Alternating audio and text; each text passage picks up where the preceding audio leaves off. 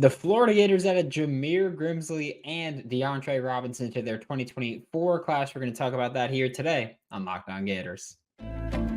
You are Locked On Gators, your daily podcast on the Florida Gators. Part of the Locked On Podcast Network, your team every day.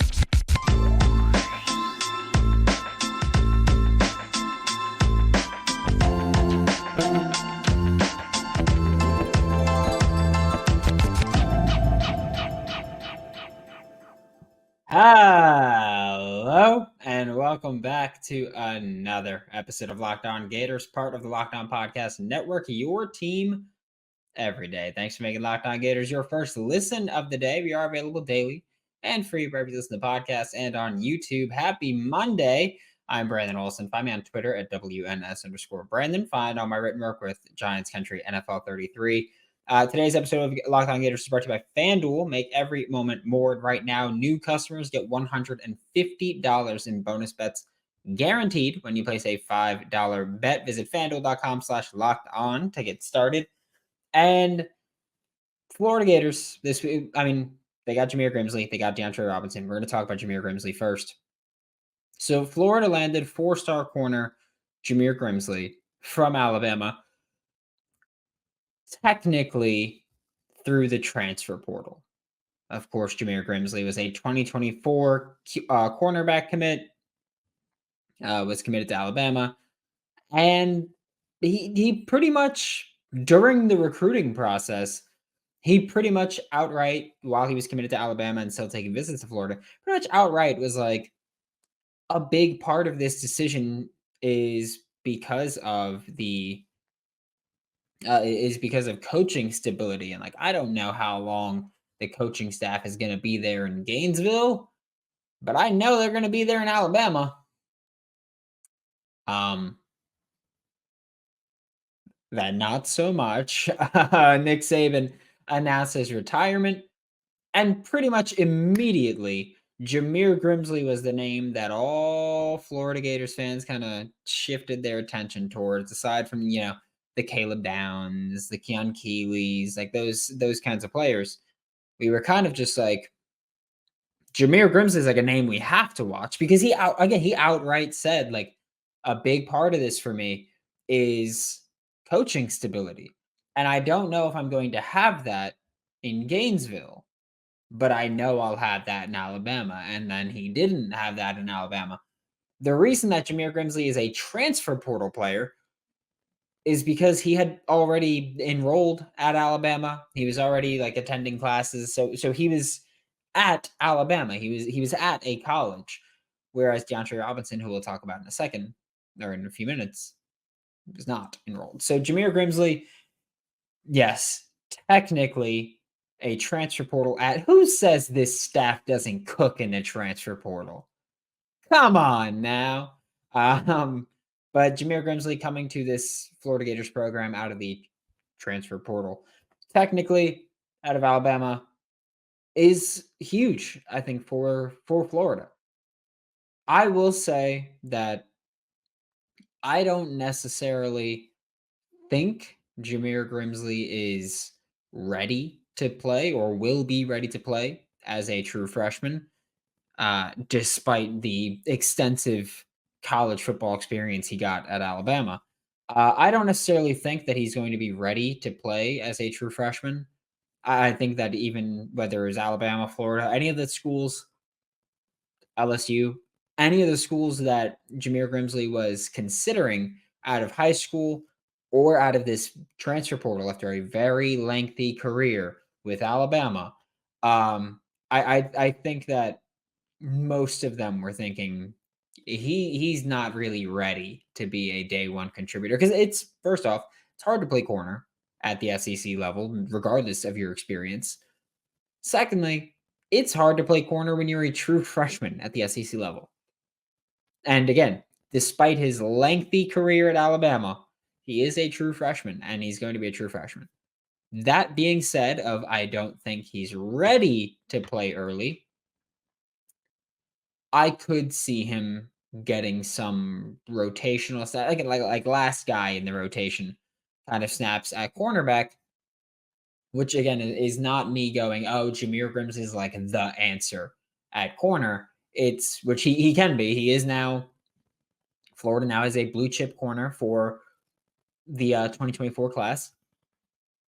But it's just, I think Florida's cornerback room right now is really bad. It's as simple as that. I think the corner room right now is really, really bad, which, by the way, is not a thing that should ever be said about the Florida Gators. Like no major program in the state of Florida should ever be lacking defensive backs. That's just not how it goes. Like, even if there's one bad recruiting year in the state, sure. But this state of Florida programs, Florida, Florida State, Miami, hell, now UCF, although they're still in kind of their transitional period, should never be lacking defensive back talent. Like, Florida just breeds defensive backs. And especially now that Nick Saban is gone, we'll probably see the talent start to pick up a little bit. But like, Florida State is a great secondary class. Florida, before Jameer Grimsley, had one corner committed, 3-star Teddy Foster, which again, I think Teddy can be pretty damn good. I loved what I saw on film from him, especially when you consider that he just started playing corner. My concern is more like Florida shouldn't have a bad corner room, and right now they have a really bad one. The best corner, there's two there's two kinds of, I guess, answers you can have for who's the best corner on the Florida Gators right now. One is Jason Marshall Jr., who, I mean, I brought up the numbers last week. Second worst yards per catch, or yards per catch allowed in the Power 5. 24.2 yards per catch allowed is just awful. Awful. It's think about it this way. A completion against Jason Marshall Jr., if you're in the red zone, any completion on average is going to be a touchdown. If you're at the 50, it's going to put you into right outside of the red zone. If it's after a touchback, it's going to put you in midfield. On average, that's how bad Jason Marshall was last year.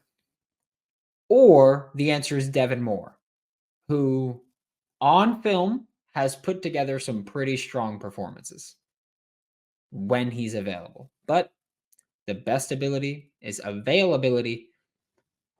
And Devin Moore, throughout his 2 years, has not been available for the Florida Gators. It's been multiple minor injuries. Like, he's not dealing with these huge. I mean, 2022 is kind of a big injury. Shoulder kept him out for a long time. But 2023 was a bunch of like, oh, he's banged up here and there. He had a concussion at one point. But there was a bunch of like, oh, he's banged up. Oh, he's banged up. Oh, he's banged up. He might play, but he's going to be limited. He's not going to play this week. Whatever it was, there's always something. And so when those are your two best options, never a good situation. And even the depth behind them is a bunch of guys who didn't play much. Florida's corner room isn't great right now. And that's just me being completely honest. It's unacceptable. It needs to be corrected as quick as possible. And Will Harris is like, he's doing what he can to flip it. Like, don't get me wrong. It's just bad right now. No other way to put it. But hey, that is what it is. Maybe Jameer Grimsley gets some playing time early. Again, it is not because he's a world-beating corner. It's because this cornerback room is really bad. And I don't like to rely on true freshmen to do anything. That's just not an ideal situation to be in, where you go, oh yeah, we're in the SEC. This kid coming out of high school, we're going to expect that he comes in, steps in right away, and has a pretty significant impact on this team. Not usually what you're looking for. Just want to point that one out there. We are about to talk about DAntre Robinson in just a second, but first we're going to get a quick word from FanDuel. Today's episode of Locked On Gators is brought to you by FanDuel Sportsbook, America's #1 sportsbook. And let me tell you, my heart's kind of breaking right now because we're at Conference Championship Week and then the Super Bowl, and that's it. So there's only 3 more NFL games to bet on, and that breaks my heart. NBA is still in full swing and doing awesome. By the way, right now, new customers get $150 in bonus bets guaranteed when you place a $5 bet. It's $150 in bonus bets, whether that bet wins or loses. And the app is so easy to use. You can bet on first touchdown scores, anytime touchdown scores, the last touchdown scores, first basket scorers, first goal scorers. You can bet on just straight player points, threes, rebounds, assists, steals, blocks. You see how it goes, how you can bet on anything, really. It's pretty awesome. Visit FanDuel.com/locked on and make your first bet a layup. And remember that FanDuel is an official partner of the NFL. Thanks again for making Locked On Gators your first listen of the day every day. We are available daily and free wherever you listen to the podcast, and sometimes twice a day. Maybe today is going to be one of those days. Wink, wink. That's all I'm going to say out there. Just throwing that one out there. Maybe a live episode today. Just saying. Might be the case. But this past week in Florida, they added Jameer Grimsley, 4-star corner. They also added DAntre Robinson, a 4-star defensive tackle out of Jones in Orlando, committed to Texas, signed the letter of intent. He was released from his letter of intent. He requested his release from his letter of intent. It's not like they were like deuces. He requested his release from his letter of intent.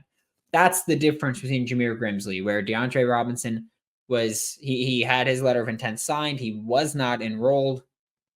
And so he does not count as a transfer portal player. And Jameer Grimsley was enrolled, attending classes, all that. And so he does count as a transfer portal player. So that's kind of where they go. And DAntre Robinson has signed with Florida, like he did that early. And so that's where that one goes. So he's high school, not transfer portal. Again, whereas DAntre Robinson, 4-star defensive tackle, signed with Florida, or 3-star depending on where you look, but I think consensus is 4-star. He signed with Florida. Initially signed with Texas. The defensive line coach went to LSU. Requested his release from his letter of intent. And pretty much, I think like the next day was a Florida Gator commit.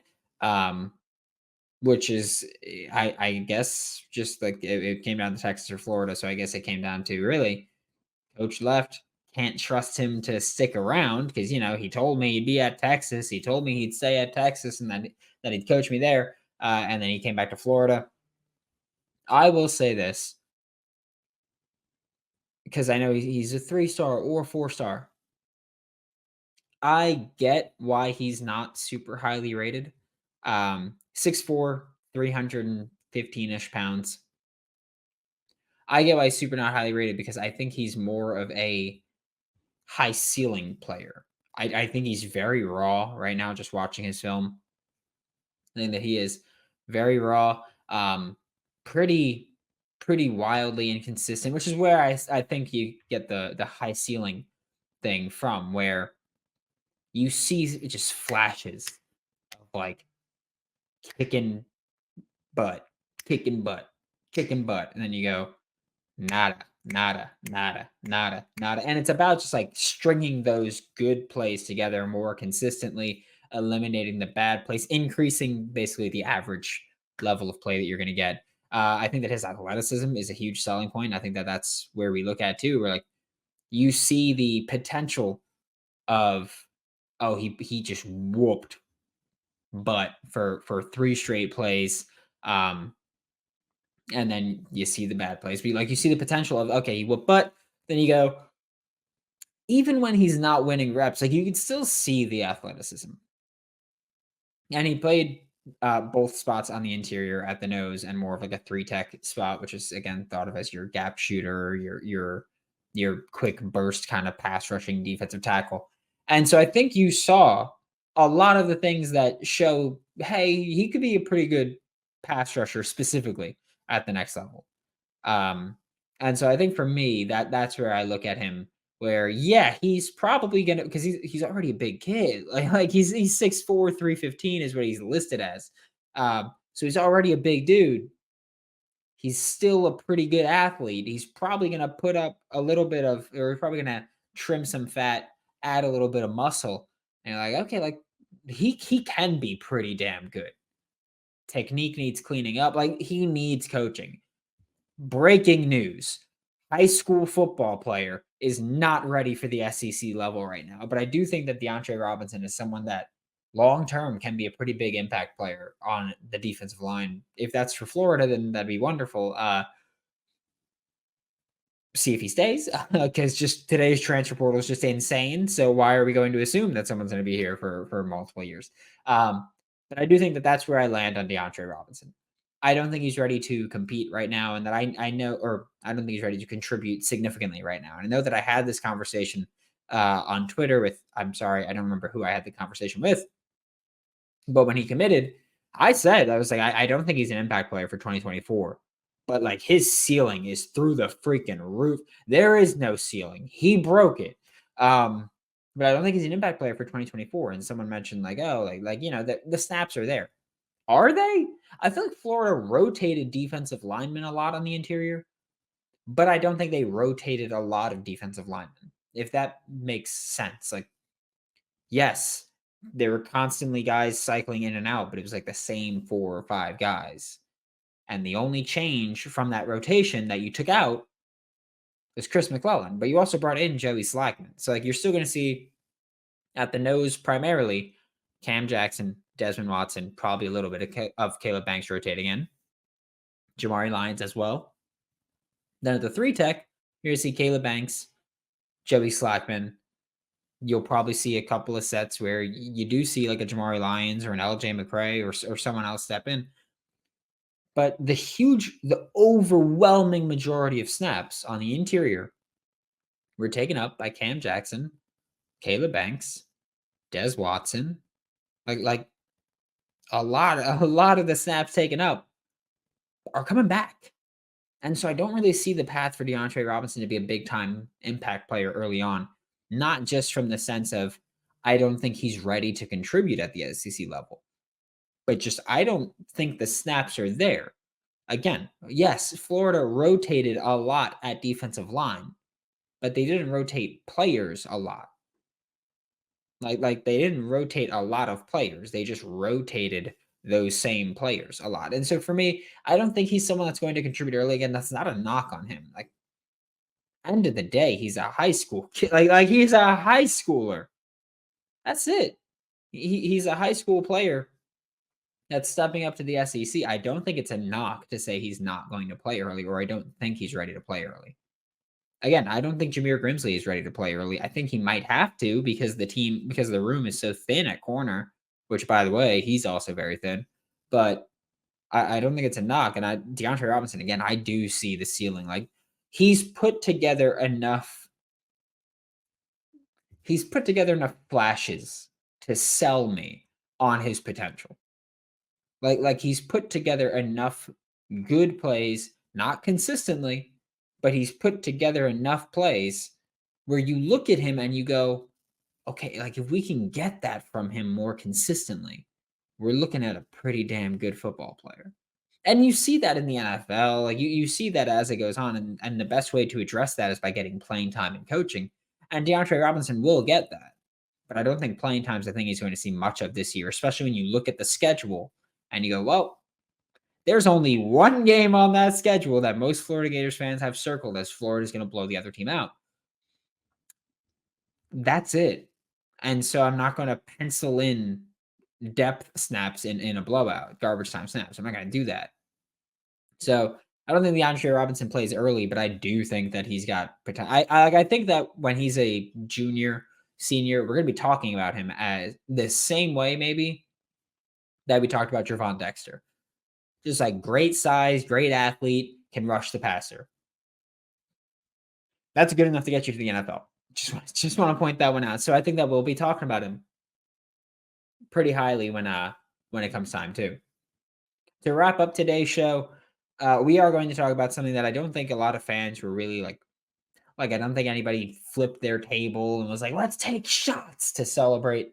But Mannie Nunnery is returning to the Florida Gators after he initially entered the transfer portal. And I do think that actually really helps Florida. I understand that for a lot of Florida Gators fans, it's like, yep, well, Scooby left, but you brought in Pup and Shamar's coming back and Jaden Robinson's coming back, all that. And I understand all that. I do think that Mannie Nunnery still will have a role in the rotation. I feel like he's another one of those guys who he just got kind of a bad rap. Like he had, of course, some boneheaded plays, like 4th and 17 against Missouri. He's the guy who kind of just let Luther Burden the third go by and get the first down. And yes, that was Mannie Nunnery. Sure, certainly. Like I'm not going to argue with you and be like that wasn't him, because that was him, and I do think that was his fault as well. And he struggled in some areas, but I think one, you look at from a special teams perspective, I think you're returning one of your best cover men, which I know that for a lot, which I will say two things on that. One, I know for a lot of people, you're like, don't keep a guy for special teams coverage because you can replace that. You can. You don't have to replace it, though. If you have someone that's good, you don't need to worry about replacing him. And two, Florida's not in the position to kind of go, oh, you're a good special teamer, kick rocks, buddy. Like, Florida's not really in position to do that. So there's that. I will also say that Manny Nunnery had a few games where he kind of just wrecked, you know what. You look at the Arkansas game, I think before the 4th and 17, that stretch before it, I think the stretch before the 4th and 17, Manny Nunnery was playing pretty good football. Like you look at the Arkansas, LSU, Missouri game. I know LSU, it's hard to say any defender had a decent game. But I think you look at those 3 games and you're like, all right, like he played pretty well.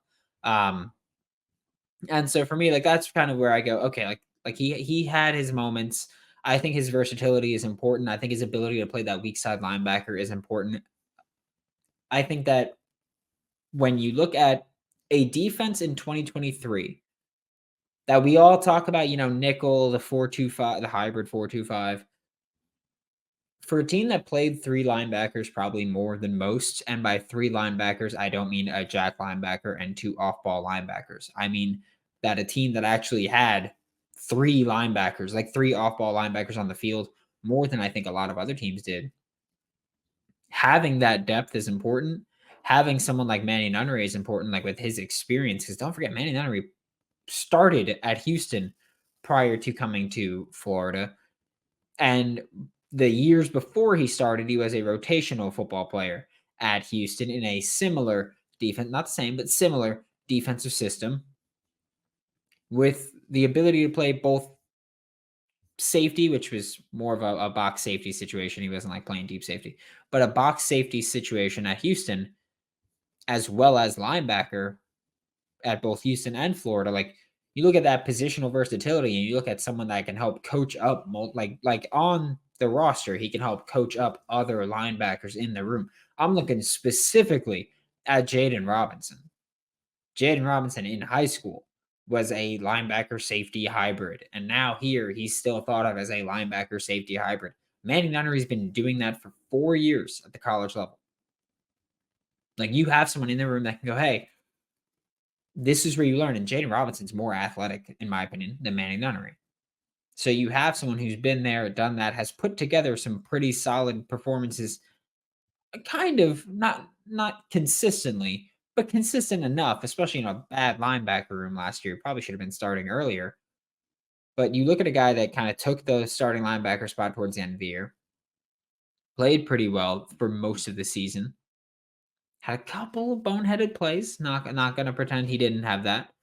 But and then you go, okay, you can like you can be a guy that helps teach the underclassmen while you're still probably going to be a rotational football player. I don't think that he's not going to be in the rotation at all. That's not my expectation.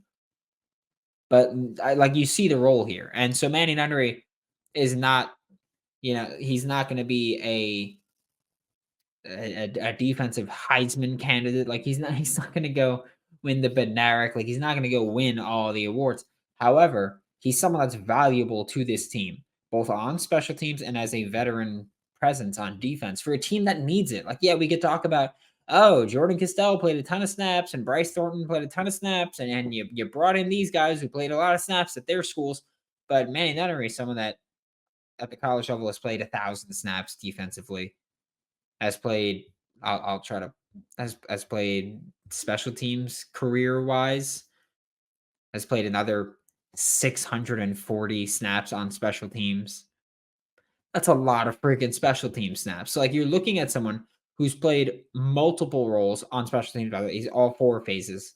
Um, and then defense contributes in multiple ways. Has played multiple spots against LSU. Like, the defense wasn't good, but as in Florida's defense wasn't good against LSU. But Mannie Nunnery was used all over the field in that game. Whether it was spying, whether it was just playing coverage underneath, which I know people think that there was never a spy at any point in the LSU game. Um, there was. It wasn't consistent enough. It wasn't effective enough, but there were spies at that point. And I think you're looking at someone who's a versatile defender at the second level that Florida cannot turn down any linebacker talent.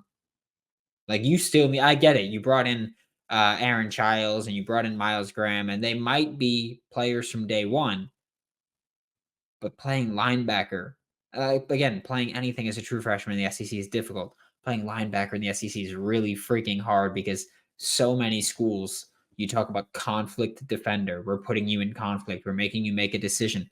Linebackers probably get put in that position more than anyone else. And so it's really, really hard to play that as a true freshman. So Mannie Nunnery is going to be I expect Mannie Nunnery to play more early in the season than he does late in the season, because that's when I think we'll see Aaron Childs and Miles Graham start taking significantly more snaps away from him and the other veterans in the room. But I think Mannie Nunnery coming back is fantastic for the Florida Gators. I really do. I understand he's not an all SEC player. Pretty good football player, pretty freaking experienced a linebacker for a team that really can't turn down experience, can't turn down talent. I think that you're keeping both of them with Mannie Nunnery, so I'm happy with it. Thanks for making Locked On Gators your first listen of the day. Every day we are available daily and free wherever you listen to the podcast and on YouTube. We'll, again, probably be back later on today, tomorrow at the absolute latest, but expecting a live show today. For Locked On Gators, I'm Brandon Olsen. Don't forget to follow me on Twitter at WNS_Brandon. Find all my written work with Giants Country NFL 33, and I will see you all tomorrow.